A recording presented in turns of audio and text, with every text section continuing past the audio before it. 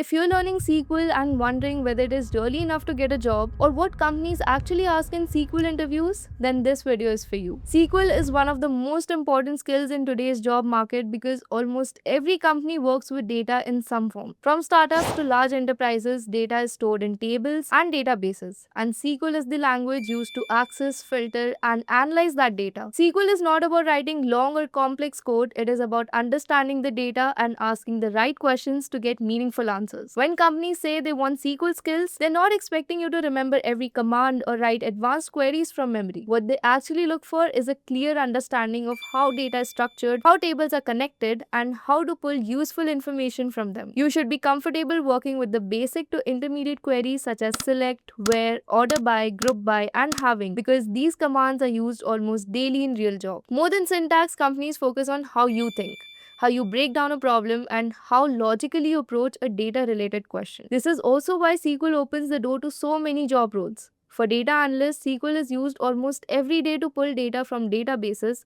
create reports, and analyze trends over time. Most dashboards, weekly reports, and business summaries start with a SQL query. Without SQL, it becomes very difficult to work efficiently in a data analyst role. Business analysts rely on SQL to understand how a business is performing at a deeper level. They use SQL to analyze sales numbers, customer behavior, revenue trends, and operational metrics. Whenever leadership asks questions like which product is selling the most, which customers are dropping off, or which region is underperforming, SQL is usually the first tool used to find the answer.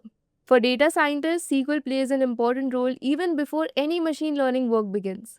Most real world data lives inside databases, not in clean CSV files.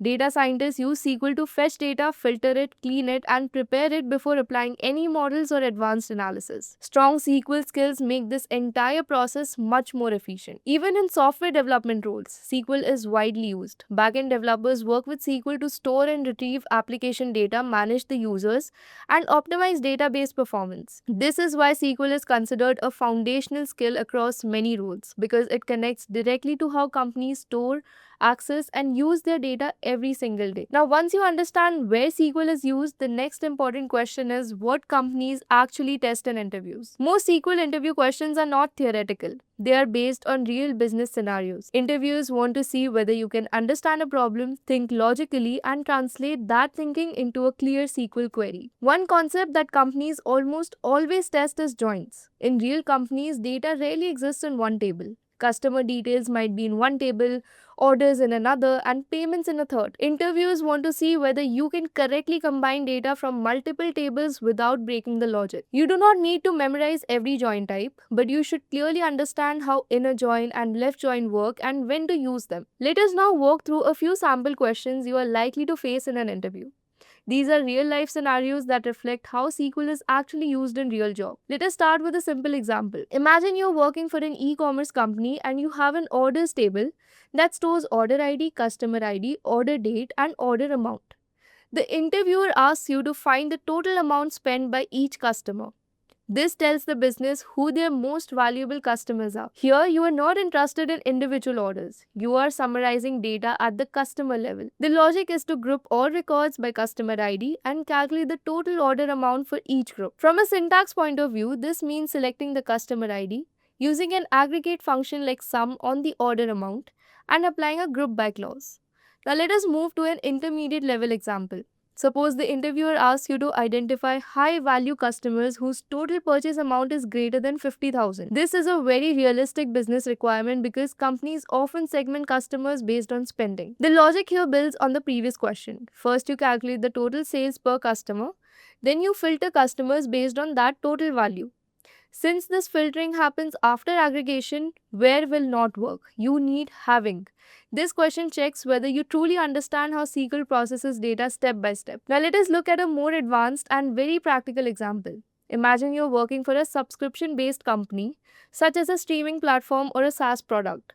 The interviewer asks you to calculate month-over-month revenue growth. This helps the business understand whether it is growing or slowing down. To solve this, you group the data by month and calculate total revenue for each month. Then you compare each month's revenue with the previous month. This requires date functions, aggregation, and window functions like LAG, which stands for logical access to previous row, and helps you access the previous month's value.